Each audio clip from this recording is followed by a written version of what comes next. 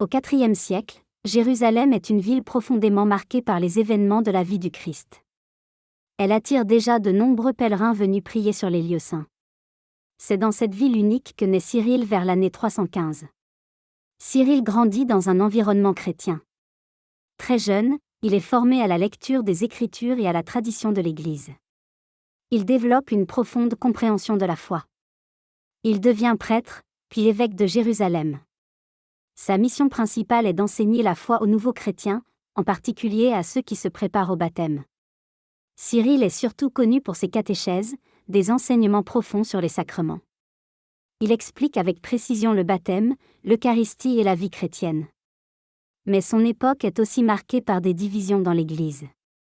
Cyril est confronté à des tensions théologiques et à des conflits avec certaines autorités. À cause de ces conflits, Cyril est exilé à plusieurs reprises. Malgré ces épreuves, il reste fidèle à sa mission et continue d'enseigner la foi. Un événement extraordinaire est associé à son époque, une grande lumière en forme de croix apparaît dans le ciel de Jérusalem. Ce signe est vu par de nombreux habitants et renforce la foi des chrétiens.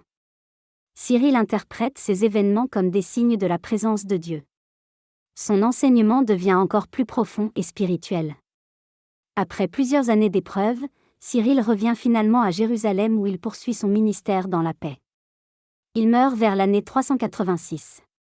Son héritage reste immense, ses enseignements sont encore utilisés aujourd'hui pour comprendre les sacrements.